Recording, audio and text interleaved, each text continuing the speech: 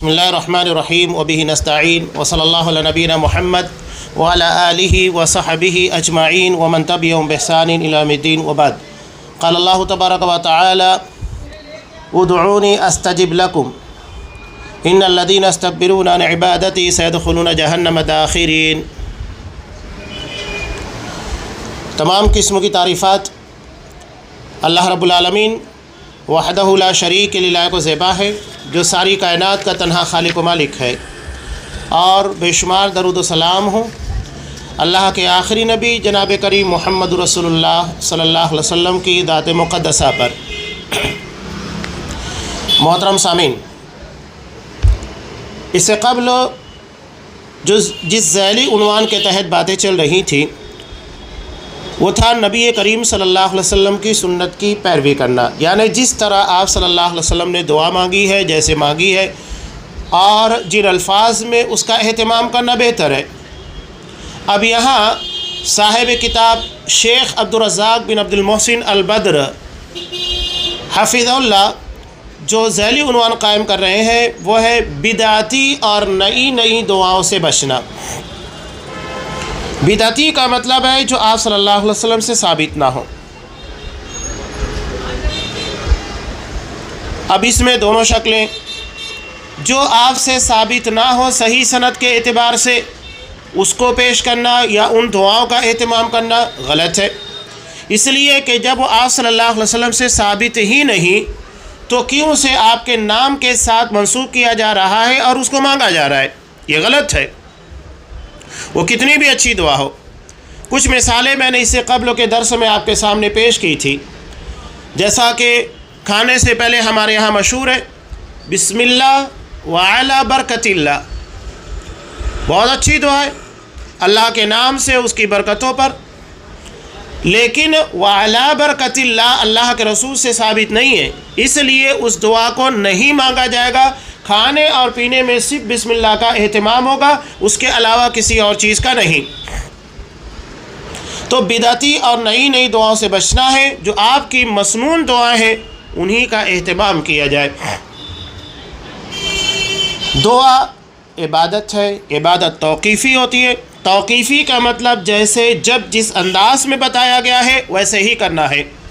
یہاں صاحب کتاب نے شیخ الاسلام ابن تیمیہ رحمۃ اللہ علیہ کا بہت پیارا قول نقل کیا، جو اس سے پہلے بھی گزر چکا ہے۔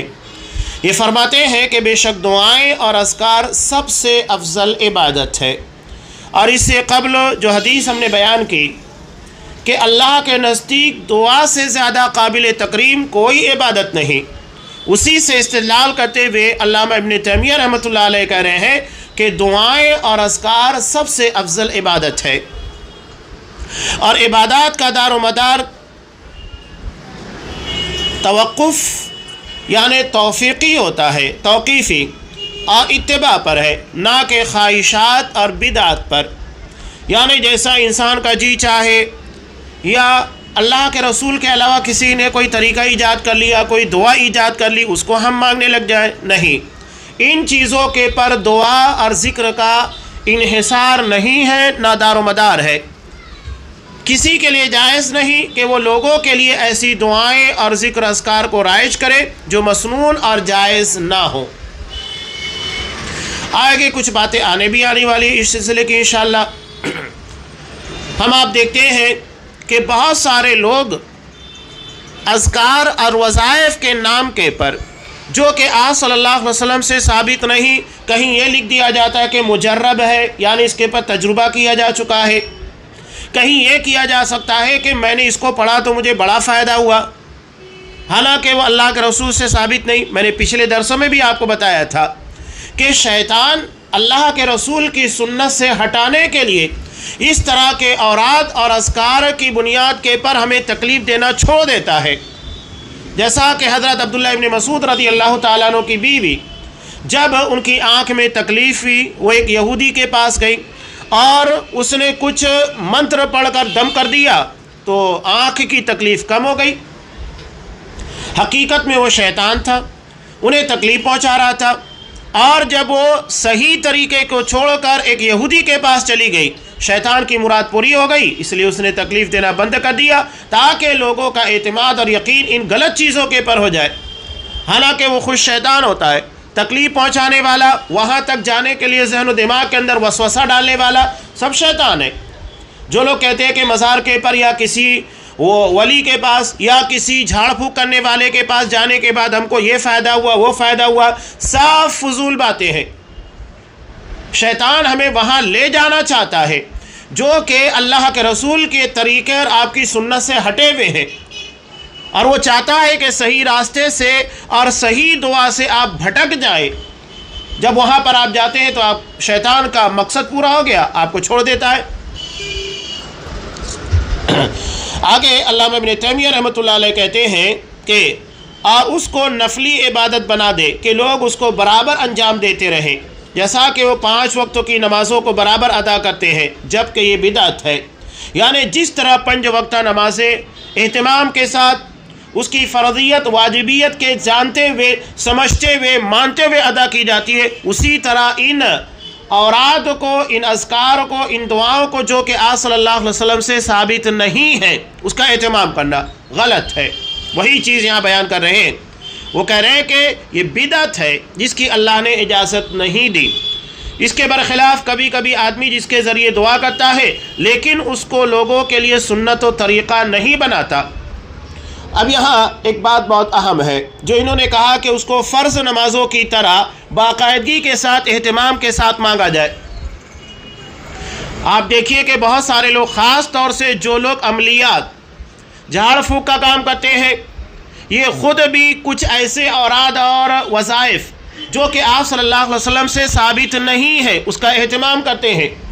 नमाज़ों के बाद बैठ जाएंगे और लंबे चौड़े औराद, वज़ाइफ, ज़िक्र का एहतमाम करेंगे गैर मसनून जो आप सल्लल्लाहु अलैहि वसल्लम से साबित नहीं, और फिर उसके बाद पानी के पर दम करके किसी भी पेशेंट को, मरीज़ को देंगे और कहेंगे इसके वजह से तुमको शिफा मिलेगी।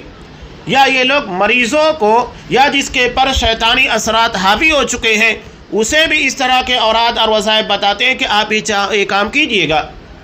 गलत है, नहीं करना चाहिए। अल्लामा इब्न तैमिया रहमतुल्लाह अलैह वही बात कह रहे हैं कि जो मसनून नहीं है उसका एहतमाम नहीं होगा।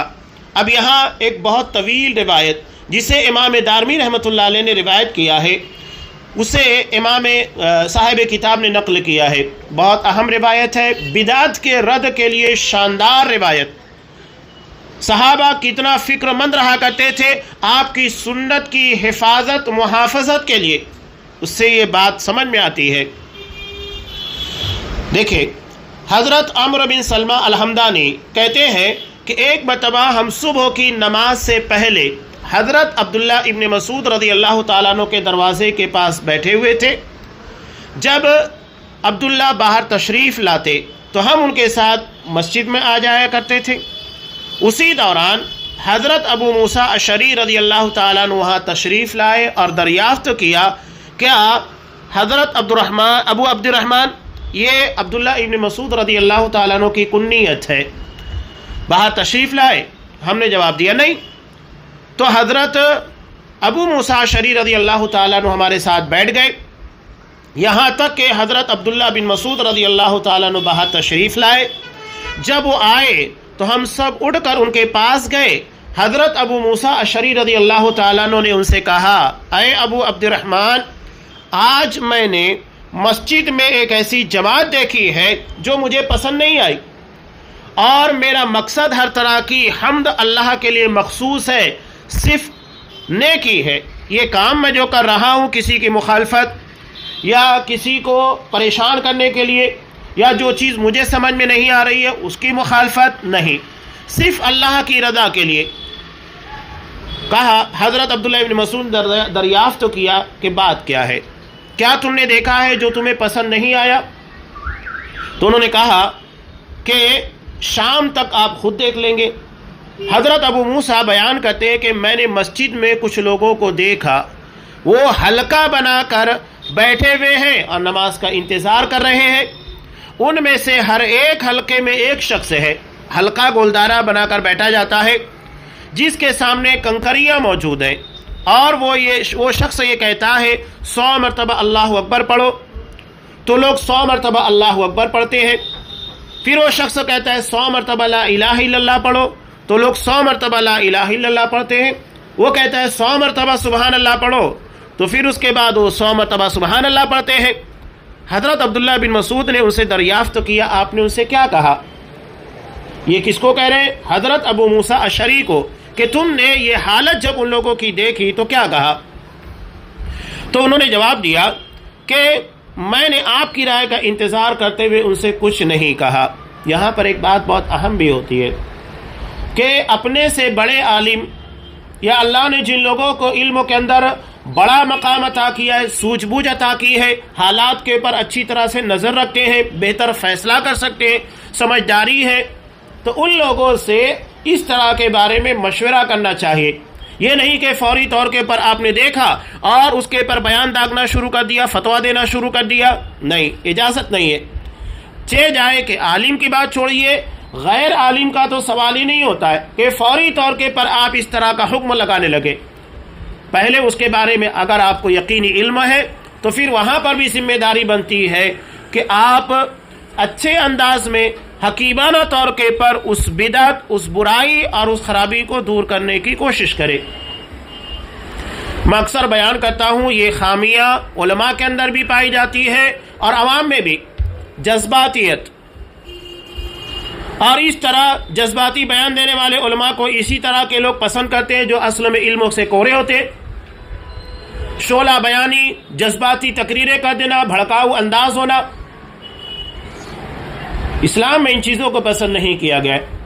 حلم اور بردباری، سوچ سمجھ کر ذہانت کے ساتھ، سمجھداری کے ساتھ کوئی فیصلہ کرنا اللہ کو بہت محبوب ہے، بہت پیارا ہے. جذباتی انداز نہیں، بھڑکیلا انداز نہیں. اب مسلکی تناظر کے اندر بھی ہم دیکھتے ہیں کہ باتیں آتی ہیں، تو کیا اس کا مطلب یہ ہے کہ ہم کسی مخالف مسلک والے کو جو ہمارے مسلک کے اعتبار سے نہیں ہے، نہ اس کا عقیدہ، نہ اس کا منہج، نہ اس کا طریقہ، تو کیا ہم اسے اس کی غلطی کے پر اس انداز سے ٹوکیں کہ اس کو برا لگے، یا چڑھانے والا انداز ہو، اس کو حقیر اور ذلیل کرنے والا انداز ہو؟ نہیں. نبی اپنے بارے میں کیا کہتا ہے؟ حضرت ہود کو دیکھیے، حضرت نوح علیہ الصلوۃ والسلام، نبی کریم صلی اللہ علیہ وسلم، انی لکم ناصح امین، میں تم لوگوں کا خیر خواہ ہوں. انداز ناصحانہ ہونا چاہیے، خیر خواہی والا ہونا چاہیے، اور انتہائی امانت کے ساتھ، ایمانداری کے ساتھ اس مسئلے کے بارے میں بات کی جائے. جذباتیات نہیں. یہاں بھڑکیلے انداز میں لوگ کیا سمجھتے ہیں کہ بس سامنے والے کو غلط ثابت کر دیا، مشرک ثابت کر دیا، بدعتی ثابت کر لیا، ہم جنتی ہو گئے، معاملہ ختم. نہیں، ہماری ذمہ داری صرف کسی کو مشرک ثابت کرنا اور کسی کو بدعتی خرافاتی ثابت کرنا نہیں ہے، بلکہ اس کی غلطی بتا کر اسے صحیح راستے کے پر لانا، یہ ہماری ذمہ داری ہے. تو یہ علماء اور خاص طور سے عوام میں جو کہ جاہل طبقہ ہوتا ہے، زیادہ علم نہیں رکھتا، اس طرح کی خرابیوں سے دوچار ہوتے ہیں. وہ یہ سمجھتے ہیں کہ ہمارے مسلک مخالف کو ہم غلط ثابت کر دیں، بس یہ بہت بڑی فتح ہے، اور اس کی بنیاد کے پر عوام میں بھی دیکھیے واہوائی ہوتی ہے.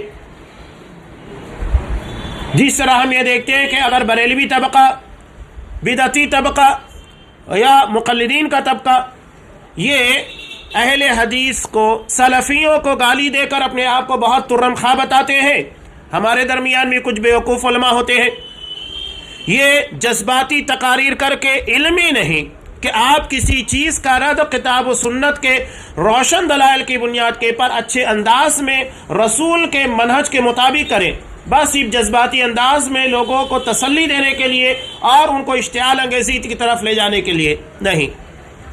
اور بہت سارے لوگ ایسے علماء کو فالو کرتے ہیں، بڑا جوشیلا انداز ہے، بھڑکیلا انداز ہے.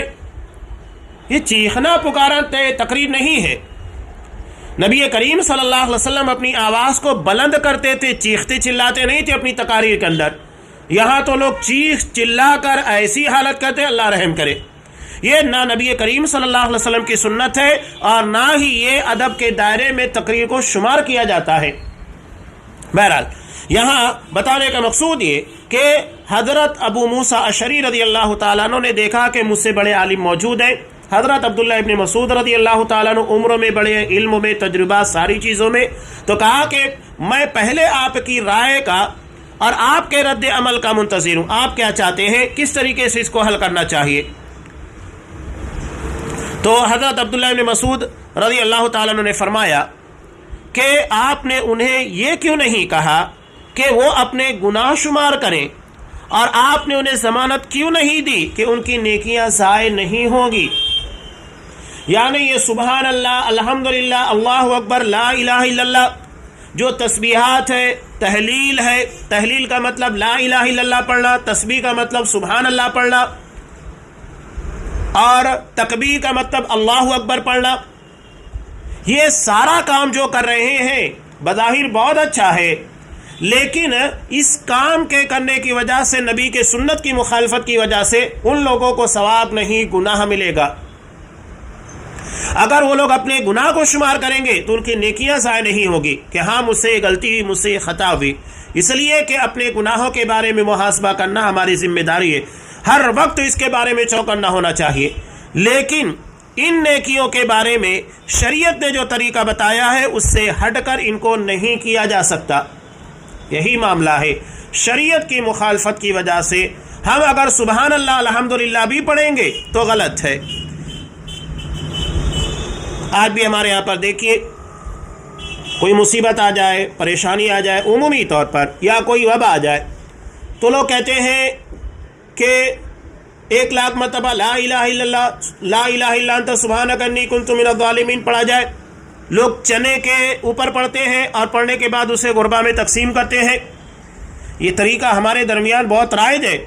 خواتین خاص طور سے اس طریقے کے پر عمل کرتی ہیں، جبکہ یہ نہ نبی کریم صلی اللہ علیہ وسلم ثابت ہے، نہ تو اصحاب کرام میں سے کسی سے ثابت ہے. نہیں ہوگا. جب طریقہ ہی غلط ہے تو آپ گرچہ ایک بہت اہم دعا مانگ رہے ہیں، نبی کے طریقے کی مخالفت کی وجہ سے وہ دعا عبادت میں نہیں بدعت میں شمار ہوگی، اس کے پر اجر نہیں بلکہ اللہ کے یہاں کے پر آپ کو سزا دی جائے گی. مسئلہ مخالفت کا ہے، طریقہ آپ صلی اللہ علیہ وسلم کا ہونا چاہیے، آپ نے جیسے جس انداز سے بتایا ہے.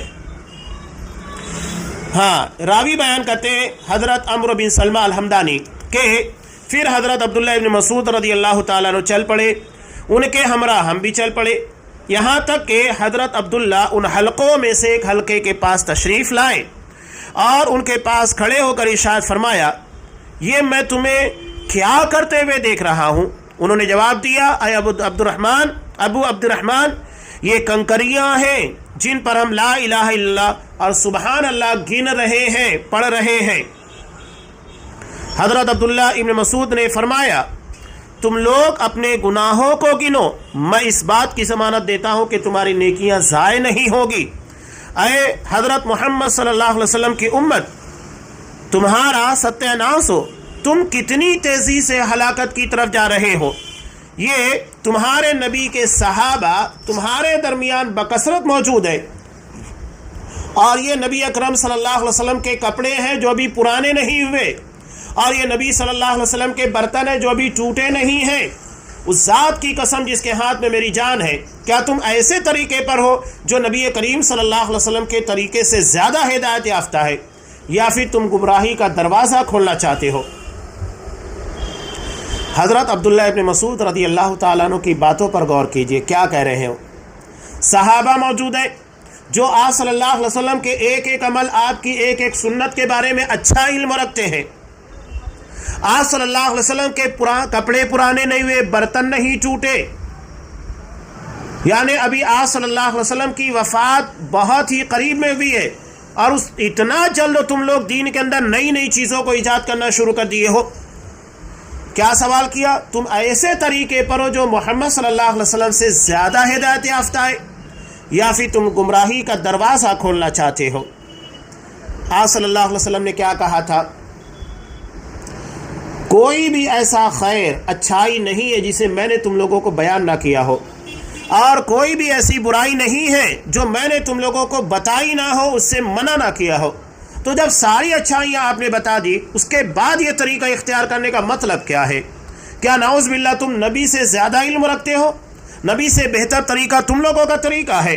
نہیں، بتانا مقصود وہی ہے، یا پھر تم گمراہی کا دروازہ کھولنا چاہتے ہو اور یہ گمراہی کا دروازہ ہی ہے۔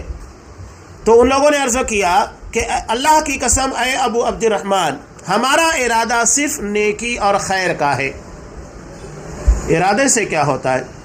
نیت اگر بہت اچھی ہے، اگر ایک آدمی لوگوں کے ساتھ دھوکہ دہی کرتا ہے، انہیں دھوکہ دے کر زیادہ سے زیادہ نفع کماتا ہے، یا تو چوری کرتا ہے تاکہ اسے غربا اور مساکین کے درمیان تقسیم کر سکے، تو کیا ہم اس کو صحیح کہیں گے؟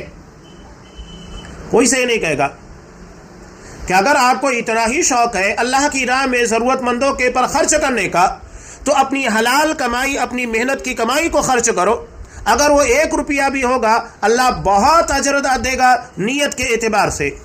لیکن اگر کروڑوں روپے جو آپ صلی اللہ علیہ وسلم کے طریقے کی مخالفت، چوری یا ناجائز طریقے سے کمایا گیا ہو، حرام ذرائع سے، سود بیاج یا دیگر چیزوں سے، جوئے وغیرہ سے، تو قطعاً اس کی بنیاد کے پر آپ کو کوئی فائدہ نہیں ہوگا، 1 روپیہ کا ثواب ملنے والا نہیں ہے، واضح بات ہے۔ تو حضرت عبداللہ ابن مسعود نے کیا ارشاد فرمایا؟ کتنے نیکی کے خواہش مند ہیں، ایسے ہیں جو نیکی کو حاصل نہیں کر پاتے، یعنی دل میں جذبہ ہے، تڑپ ہے نیکی کی، نیت بہت اچھی ہے لیکن وہ نیکی حاصل نہیں کر پاتے۔ کیوں؟ اس لیے کہ طریقہ صحیح نہیں ہوتا ہے۔ آج ہمارے یہاں لوگ بھی چاہے وہ تیجا، فاتحہ، قرآن خوانی، یہ ساری چیزوں کے بارے میں باتیں کرتے ہیں اور کہتے ہیں کہ ہم بہت اچھی نیت سے، ہمارا ارادہ برائی کا نہیں ہے۔ یہ کون کہتا ہے؟ قرآن پڑھتے وقت تو کسی کا ارادہ کہاں سے برا ہو سکتا ہے؟ وہ تو اللہ کا کلام پڑھ رہا ہے۔ اگر وہ نماز پڑھ رہا ہے تو اس کا ارادہ برا کیسے ہو سکتا ہے؟ نہیں ہو سکتا۔ یہ بات الگ ہے کہ ریاکاری یا کوئی اور چیز پائی جائے۔ تو بہت سارے لوگ جو کہ نیکی کے خواہش مند ہوتے ہیں، وہ چاہتے ہیں کہ ہمارے نامہ اعمال کے اندر نیکیاں لکھی جائے، ہمارے نامہ اعمال میں اضافہ ہو نیکیوں کا، لیکن وہ نیکی حاصل نہیں کر پاتے، طریقہ نبی کریم صلی اللہ علیہ وسلم کے مخالف ہونے کی وجہ سے۔ تو یہ بہت اہم اس باب کے اندر روایت ہے کہ آپ صلی اللہ علیہ وسلم کے طریقے سے ہٹ کر اگر ہم کوئی بھی دعا کریں گے، کوئی بھی ذکر کریں گے یا کوئی بھی وظیفہ اختیار کریں گے، آپ صلی اللہ علیہ وسلم کی مخالفت کی وجہ سے وہ رد ہوگا، ہمیں اس کے پر نیکی نہیں بلکہ گناہ ملے گا، جبکہ اس کے مقابلے میں اگر ہم اپنے گناہ کو شمار کریں گے تو اللہ یقیناً ہمیں اجر دے گا، ہدایت دے گا۔ یہ بہت بڑا فرق ہے، اس چیز کو سمجھنا چاہیے۔ آگے صاحب کتاب ارشاد فرماتے ہیں، یہی حضرت عبداللہ ابن مسعود رضی اللہ تعالیٰ عنہ ایک دوسرے مقام کے پر کہتے ہیں کہ اقتصاد فی سنت خیر من اجتہاد فی بدعت، کہ سنت کو ادا کرنے میں میانہ روی اختیار کرنا۔ میانہ روی کا مطلب یہ ہے کہ آپ جتنا استطاعت ہے، جس کو آپ کنٹینیو تسلسل کے ساتھ ادا کر سکتے ہیں، اتنا اختیار کرنا میانہ روی کے ساتھ، یعنی بہت زیادہ بھی نہیں اور نہ بہت کم بھی، بلکہ بالکل درمیان کی چیز لے کر جس کے پر آپ پابندی کے ساتھ عمل کر سکے۔ تو سنت کو ادا کرنے میں درمیانہ روی اختیار کرنا بدعت کو انجام دینے میں بہت زیادہ کوشش کرنے سے بہتر ہے، اس لیے کہ سنت ثابت ہے، وہ آپ کا طریقہ ہے۔ آپ اگر 1 مرتبہ کریں، 2 مرتبہ کریں، 3 مرتبہ، اللہ یقیناً اجر دے گا، اس لیے کہ وہ ثابت شدہ چیز ہے۔ لیکن اگر بدعت جو کہ ثابت ہی نہیں ہے، پوری زندگی اگر اس کے پر لگا دیں گے تو کبھی بھی آپ حاصل نہیں کر پائیں گے۔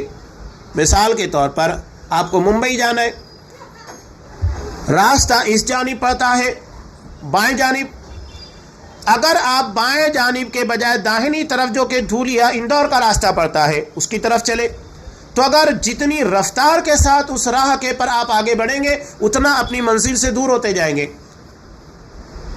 قرآن اس کو ضلالا بعیدا کہتا ہے، دور کی گمراہی۔ دور کی گمراہی کیوں؟ اگر آپ اس راہ کے پر 1 کلومیٹر آگے گئے تو حقیقت میں آپ 2 کلومیٹر آگے نکل چکے ہیں۔ کیوں؟ 1 کلومیٹر آپ کو جانا ہے آگے، وہ آپ کا نقصان ہے، واپس پلٹ کر آنے میں جو 1 کلومیٹر آپ کا ہوگا وہ بھی نقصان میں شمار ہوگا۔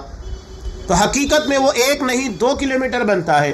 آپ اگر 100 کلومیٹر چلے جائیں 200 تو حقیقت میں وہ 100 نہیں 200 کلومیٹر ہوگا, 200 نہیں بلکہ 400 کلومیٹر ہوگا, اور وہ انرجی ضائع. اس کے بعد آپ کو صحیح راستے کے پر آنا ہے. وہاں جتنا آپ آگے جائیں گے وہ آپ اپنی منزل کی جانب رواں دواں ہوں گے.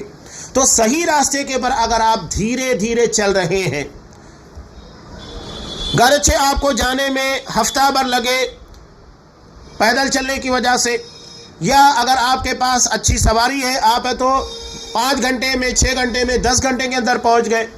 چونکہ راستہ صحیح ہے تو آپ چاہے پیدل چلتے ہوئے جائیں چاہے اڑتے ہوئے اس راہ کے پر جائیں, منزل پر یقیناً پہنچیں گے. لیکن راستہ اگر غلط ہے تو جتنی محنت کی جائے گی, جتنی رفتار ہوگی, اتنا اپنی منزل سے دور ہوتے جائیں گے. اسی کو یہاں حضرت عبداللہ ابن مسعود رضی اللہ تعالیٰ عنہ کہہ رہے ہیں کہ سنت کو ادا کرنے میں درمیانہ روی اختیار کرنا بدعت کو انجام دینے میں بہت زیادہ کوشش کرنے سے بہتر ہے. قرآن کی ایک آیت انہوں نے پیش کی, بہت اہم ہے اس باب کے اندر. یہ کوئی معمولی چیز نہیں ہوتی ہے. طریقے کی جو مخالفت ہوتی ہے, قاعدہ اور قانون, اس کو کیسے پڑھنا ہے, کب پڑھنا ہے, کتنا پڑھنا ہے, یہ سارا تعین شریعت کرتی ہے. اور اگر کوئی اپنی مرضی سے طے کرتا ہے تو غلط ہے. یہاں سورہ بقرہ کے تعلق سے خاص طور سے بات آ گئی ہے تو میں بتاتا چلوں, ضمناً باتیں بہت ساری انشاءاللہ آتی رہے گی. ہمارے یہاں لوگ یہ سمجھتے ہیں کہ سورہ بقرہ کسی گھر کے اندر 40 دن پڑھنا چاہیے. سورہ بقرہ کا گھر کے اندر پڑھنا بخاری کی روایت سے ثابت ہے, مسلم کی روایت میں بھی ہے کہ سورہ بقرہ کی تلاوت یہ برکت کا ذریعہ ہے. اس لیے کہ آپ صلی اللہ علیہ وسلم نے کہا فَإِنَّ أَخْذَهَا بَرَكَةٌ, سورہ بقرہ کی تلاوت کرنا, اسے پڑھنا یہ برکت کا ذریعہ ہے. وَتَرْكَهَا حَسَرَةٌ, اور اسے چھوڑ دینا حسرت, ندامت, شرمندگی, نامرادی کا ذریعہ ہے.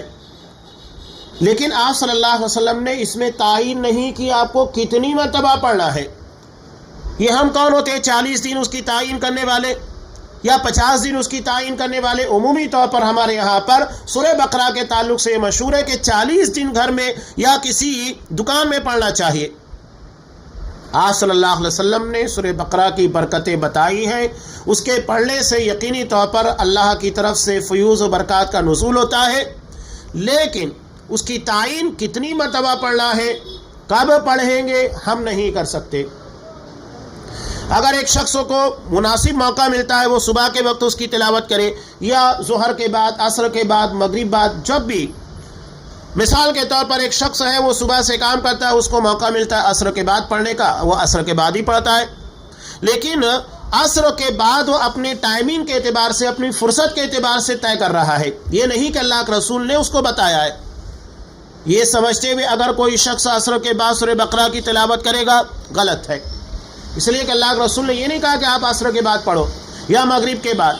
وہ ہمارے پر چھوڑ دیا گیا ہے کہ ہم جو وقت اپنے اعتبار سے طے کرنا چاہیں کر لیں, لیکن اسے نبی کی طرف منسوب نہیں کر سکتے کہ اللہ کے رسول نے عصر بعد, ظہر بعد یا فجر بعد کہا ہے. یہ شریعت سازی ہوگی, یہ قانون سازی ہوگی, اور یہ منع ہے. یہی اہم چیز ہے جو صاحب کتاب بتانا چاہ رہے ہیں. یہاں سورہ شورى کی ایک بہت اہم آیت ہے. اللہ تبارک و تعالیٰ نے ارشاد فرمایا مشرکین کے تعلق سے جنہوں نے عجیب و غریب قسموں کے قانون بنا لیے تھے, اور اس کی کچھ تفاصیل آپ کو سورہ انعام کے اندر ملے گی. یہ جانوروں کے بارے میں کہ اگر اس جانور کے ذریعے جو بچہ پیدا ہوتا ہے اس سے مرد اور عورت دونوں کھائیں گے, اگر مردہ پیدا ہوتا ہے تو صرف مرد کھائیں گے, عورتیں نہیں کھائیں گی, عورتوں پر حرام ہو جاتا ہے. بتوں کے نام کے پر جانوروں کو چھوڑ دیا. کوئی اونٹ اگر اس کے ذریعے سے 10 بچے پیدا ہو جائے اس کو چھوڑ دیا گیا کسی بت کے نام کے پر. عجیب و غریب قسموں کے قوانین بے معنی اور اس کے پیچھے کوئی حکمت نہیں, لوگوں کے سامنے بنا کر چھوڑ دیا. اس کے پر سختی سے عمل بھی کرے, غلط ہے. اپنی طرف سے یہ جو قانون بنایا جاتا ہے, قرآن نے کہا ام لہم شرکاء شرعوا لہم من الدین ما لم یأذن بہ اللہ, کہ کیا ان لوگوں کے کچھ ایسے شریک ہیں جنہوں نے ان کے لیے دین کا طریقہ اختیار کیا, ایجاد کیا, جس کی اجازت اللہ نے نہیں دی. مسئلہ اجازت کا ہے. اگر ہم کسی کے گھر میں جاتے ہیں, اس کی اجازت کے بغیر داخل ہو جائے تو خلاف ادب ہے. اور ساتھ ہی ساتھ کسی کو شک میں ڈال سکتا ہے. ہو سکتا ہے کہ آپ چوری کی نیت سے گئے ہوں یا کوئی اور ارادے سے گئے ہوں، لیکن وہی کام اگر آپ اس کے گھر میں داخل ہوتے ہیں، صاحب مکان آپ کو اجازت دیتا ہے، آپ اجازت طلب کرتے ہیں، آپ کو اجازت ملتی ہے، اس کے بعد جاتے ہیں، تو کسی بھی قسم کا کوئی اعتراض، کوئی شبہ نہیں رہ جاتا، اس لیے کہ اب وہاں اجازت مل چکی ہے. تو یہ اللہ کی طرف سے اجازت، پرمیشن بہت اہمیت رکھتا ہے.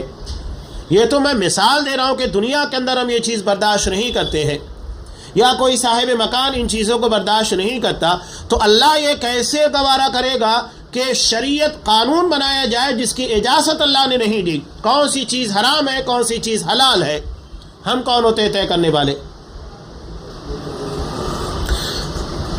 اس میں اللہ نے یہ بھی کہا وَلَوْلَا كَلِمَةُ الْفَصْلِ لَقُضِيَ بَيْنَهُمْ. اگر اللہ نے قیامت کے دن کا سارا معاملہ طے نہ کر دیا ہوتا، آج ہی ان لوگوں کا فیصلہ کر دیا جاتا، یعنی آج ہی ان لوگوں کو سزا دی جاتی، قیامت تک کا انتظار نہیں ہوتا. یہ اس معاملے کی سنگینی اور قباحت بتانے کے لیے ہے کہ یہ معاملہ کتنا سنگین ہے کہ اللہ کی اجازت کے بغیر یا تو اللہ کے حکم کے خلاف جاتے ہوئے کوئی قانون یا کوئی طریقہ آپ اختیار کرے. یہی معاملہ دراصل دعاؤں کا ہے، چاہے آپ سورہ بقرہ کے تعلق سے بنا دیں. بعض لوگ قرآن مجید کی کچھ آیتوں کو لے کر جس کا معنی اس کے مطابق نکلتا ہے، کہتے ہیں کہ اس چیز کے اندر آپ کو یہ پڑھنا ہے، کہتے ہیں کہ فی شفاء للناس، قرآن مجید میں اللہ نے شفا رکھی ہے. ایسا نہیں ہے، وہ طریقہ بھی اللہ کے رسول بتائیں گے، کون سی آیت کہاں پڑھنا ہے، کس مقصد کے لیے پڑھنا ہے. عام طور سے صوفیوں کے یہاں، اور صوفیوں سے ٹچ آپ دیکھیے مقلدین ہیں، فرق ہی نہیں رہتا ہے. وہ سارے اوراد اور سارے اذکار جو صوفیوں کے یہاں ہیں، آپ کو یہاں احناف اور مقلدین کے یہاں پہ ملتے ہیں، وہ لوگوں کو بیان کرتے ہیں. وہی چشتیہ قادریہ والا سلسلہ جو کہ صوفیوں کا یہاں بھی نظر آتا ہے، اور لوگوں کو بتا دیتے ہیں اللہ کے رسول کا جو طریقہ ہے، جو آپ صلی اللہ علیہ وسلم میں ثابت ہے، اس کو چھوڑ کر لوگ ان چیزوں کے پاس زیادہ توجہ دیتے ہیں. آج آپ دیکھیے بہت سارے لوگ جیب کے اندر باقاعدہ اذکار کے لیے کارڈ رکھتے ہیں، نماز کے فوری بعد کے پر وہ نکالتے ہیں اور اسے پڑھنا شروع کرتے ہیں، جبکہ آپ صلی اللہ علیہ وسلم سے ثابت شدہ جو اذکار ہے، جو آپ صلی اللہ علیہ وسلم پڑھا کرتے تھے، اسے نہیں پڑھیں گے. انسانوں کے بنائے ہوئے اوراد اور وظائف کا خاص اہتمام، لیکن نبی کریم صلی اللہ علیہ وسلم سے ثابت شدہ دعائیں جو سلام کے پھیرنے کے بعد آپ صلی اللہ علیہ وسلم پڑھتے تھے، اس کا اہتمام نہیں ہے. اور آپ پوچھ لیں گے تو یاد بھی نہیں ہوگی. یہاں تو مسجدوں میں ہم نے لگا کر رکھا ہے کہ تاکہ کسی کو یاد نہ ہو تو اس کو دیکھ کر پڑھ لے. اتنی آسانیاں رکھی گئیں.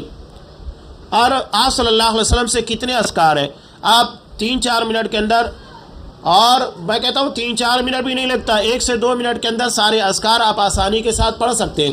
اتنا آپ نے بتایا. اور اس کے فضائل اور اس کی معنویت، جامعیت کو دیکھیں گے تو ساری چیزیں سمٹ کر آ جاتی ہیں. تو یہ بہت سنگین جرم، اللہ کے بنائے ہوئے قانون کے خلاف، یا جو چیز اللہ نے نہیں بتائی ہے وہ اپنی طرف سے بتانا. بہت سارے لوگ خاص طور سے جھاڑ پھونک کے عمل کے اندر ایسی دعائیں اور ایسے اوراد بتا دیتے جو آپ صلی اللہ علیہ وسلم ثابت ہی نہیں. یا اگر قرآن مجید کی کوئی آیت کا ٹکڑا ہے یا کوئی آیت ہے یا آپ صلی اللہ علیہ وسلم کی کوئی دعا ہے، اس کے بارے میں اپنی طرف سے طے کر دیتے ہیں کہ آپ کو یہ 100 مرتبہ پڑھنا ہے، آپ کو یہ 50 مرتبہ پڑھنا ہے، 200 مرتبہ پڑھنا ہے. نہیں، جو چیز آپ نے طے نہیں کی ہے اسے ہم طے نہیں کر سکتے کہ اتنی مرتبہ اس کو پڑھنا ہوگا، یا یہ آیت یا یہ دعا فلاں جگہ کے پر پڑھنا ہے. یہ ساری تعین اللہ کے رسول صلی اللہ علیہ وسلم کے اختیار میں، کسی اور کو یہ اختیار نہیں عطا کیا گیا. آگے یہ قاضی ایاز رحم اللہ کا ایک قول نقل کر رہے ہیں. قاضی ایاز رحم اللہ فرماتے ہیں کہ اللہ نے دعا کرنے کی اجازت دی. وقال ربکم ادعونی استجب لکم، تمہارے رب نے کہا کہ تم مجھ سے دعائیں مانگو، اور اپنی کتاب میں اپنی مخلوق کو دعا سکھائی. اگر آپ قرآن اور حدیث سے ثابت شدہ دعائیں، اس کے بارے میں دیکھ لیجئے، الحمدللہ بہت سارے لوگوں نے، خاص طور سے علامہ ابن تیمیہ نے اس کے بارے میں دعا کو نقل کیا جو آپ صلی اللہ علیہ وسلم سے قرآن میں ہے یا حدیث میں ثابت ہے، ان دعاؤں کا اہتمام.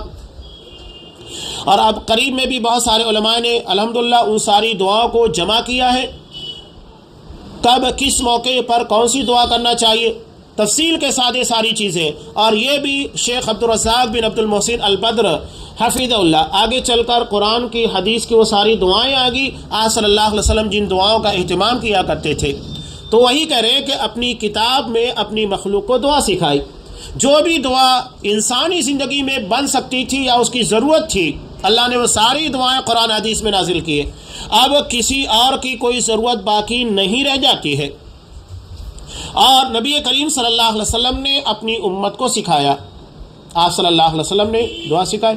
بلکہ صحابہ اگر لگتا تھا کہ اس دعا کو نہیں سن پا رہے لیکن محسوس ہوتا کہ آپ کچھ پڑھ رہے ہیں تو اس کے بارے میں تفسیر کرتے. بخاری کی روایت میں حضرت ابو ہریرہ رضی اللہ تعالیٰ عنہ نے نبی کریم صلی اللہ علیہ وسلم سے پوچھا کہ میرے ماں باپ آپ پر فدا ہو، آپ تکبیر کہنے کے بعد سورہ فاتحہ کی قرأت سے پہلے پڑھتے کیا ہے؟ اس لیے کہ وہ وقفہ ہے. حضرت ابو ہریرہ کو محسوس ہوا کہ اس وقفے میں آپ صلی اللہ علیہ وسلم بلا وجہ خاموش نہیں رہیں گے، کچھ پڑھ رہے ہیں. تب آپ صلی اللہ علیہ وسلم نے کہا کہ میں پڑھتا ہوں اللہم باعد بینی و بین خطایا، پوری دعا. تو صحابہ اسے پوچھ لیا کرتے تھے آپ کون سی دعا مانگ رہے ہیں؟ آپ نے دعا سکھائی بھی ہے. اور استخارہ وغیرہ کی دعا، بہت ساری دعا کے بارے میں حضرت عبداللہ ابن عمر یہ لوگ کہتے ہیں کہ اللہ کے رسول جس طرح قرآن سکھاتے تھے اس طرح ہمیں استخارہ کی دعا سکھاتے تھے. اتنا اہتمام. اور ان دعاؤں میں 3 باتوں کو جمع کر دیا ہے. 3 اہم باتیں دعا کے اندر آپ کو ملے گی. توحید کا علم، اس لیے کہ دعا میں صرف اللہ سے مانگا جاتا ہے، یہی توحید ہے. زبان کا علم، یعنی کس انداز میں آپ کو دعا مانگنا چاہیے اس کا طریقہ آپ کو بتا دیا گیا ہے عربی زبان کے اندر جو دعائیں ہیں. اور امت کے لیے نصیحت و خیر خواہی. نصیحت و خیر خواہی کا مطلب یہ کہ اگر آپ بیمار ہیں تو بیمار کے لیے آپ کو مکمل دعا ملے گی. خود بیمار شخص کو کیا دعا کرے، اگر ہم بیمار کی عیادت کے لیے مزاج پرسی کے لیے جا رہے ہیں تو اس وقت تو کیا دعا کرنا ہے، سب چیزوں کے لیے. مارکیٹ میں داخل ہونے کے لیے نیا پھل آتا ہے اس کو دیکھنے وقت تو کیا دعا ہے. سب جگہ کے پر دعائیں آپ کو ملے گی. کسی کے لیے مناسب نہیں ہے کہ وہ اس سے اعراض کرے. جو آپ نے بتایا ہے وہی طریقہ فالو کرنا ہے، اس سے اعراض نہیں کرنا ہے. اور یقیناً شیطان لوگوں کو ایسے مقام پر بہکاتا ہے اور ان پر ایسے لوگوں کو مسلط کر دیتا ہے جو ان کے لیے نئی نئی دعاؤں کو ایجاد کر کے انہیں اللہ کے نبی محمد رسول اللہ صلی اللہ علیہ وسلم کی پیروی سے روک دیتے ہیں. عمومی طور پر ہم دیکھتے ہیں کہ جو بدعتی ہوتا ہے یہ لوگ بدعت کرتے ہیں، تو جو ثابت شدہ آپ صلی اللہ علیہ وسلم سے باتیں ہیں یا عمل ہے اس کے پر نہیں عمل کرتے. آپ دیکھیے ابھی شب برات جو کہ رافضی اور شیعہ لوگوں کی بنائی ہوئی رات ہے وہ آ رہی ہے، لوگ اس میں باقاعدہ اہتمام کریں گے. لیکن شب قدر جس کی فضیلت میں مکمل سورہ نازل ہوئی، صحابہ نے نبی کریم صلی اللہ علیہ وسلم نے خصوصی طور پر اہتمام کیا، وہاں آپ کو یہ جذبہ نظر نہیں آئے گا. بدعتی کی مثال ایسی ہی ہے کہ جب اسے شدید بھوک لگی ہوتی ہے تو آپ کوئی بھی کھانا دے دو سڑا گلا وہ کھا لے گا، اس لیے کہ شدید بھوک لگی ہے. اور اس کے کھانے کے بعد اگر آپ اس کو اچھا کھانا دو گے تو وہ نہیں کھائے گا، اس لیے کہ خراب چیزوں سے اس کا پیٹ بھر چکا ہے. تو بدعتی خراب چیزیں کرتے کرتے اسی میں ملوث ہو جاتا ہے، اب اس کو اچھی چیزوں میں جی نہیں لگتا جو آپ صلی اللہ علیہ وسلم سے ثابت شدہ چیزیں ہیں. تو یہ ان لوگوں کے پر شیطان لوگوں کو ایسے مقام پر بہکاتا ہے اور ان پر ایسے لوگوں کو مسلط کر دیتا ہے جو ان کے لیے نئی نئی دعاؤں کو ایجاد کر کے انہیں رسول اللہ صلی اللہ علیہ وسلم کے طریقے سے روک دیتے ہیں. یہاں اجتماعات بھی ہوتے ہیں، آپ نے دیکھا ہوگا خاص طور سے، وہاں دعا سب چھوڑ دیں گے، دعا کے پیچھے بھاگیں گے. اب دعاؤں کی بھی قیمتیں لگتی ہیں، 501 والی، 1001 والی دعا. کوئی نہیں جا پاتا، کہتا ہے کہ میرے لیے اتنی والی دعا کا دینا. دعا کی قیمتیں جس طرح قرآن خوانی اور تیجا فاتحہ کی ہے، دعاؤں کی قیمتیں لوگ طے کرنے لگے ہیں. آپ اس طرح کے 101 دیں گے تو آپ کے لیے ایسی دعا مانگی جائے گی. جتنی قیمت بڑھے گی ویسی دعا کے اندر آپ کی زیادہ سے زیادہ الفاظ زیادہ سے زیادہ استعمال کیے جائیں گے اور زیادہ سے زیادہ دعائیں تمہارے لیے کی جائے گی. شیطان نے ایک ہتھ کنڈا دے دیا ہے، پیسہ بھی جا رہا ہے. قرآن نے جس کے بارے میں کہا یاکلون اموال الناس بالباطل ویصدون عن سبیل اللہ، یہودی علماء کی صفت ہے، لوگوں کا مال ناجائز طریقے سے کھاتے ہیں اور اللہ کی راہ سے روک بھی دیتے ہیں۔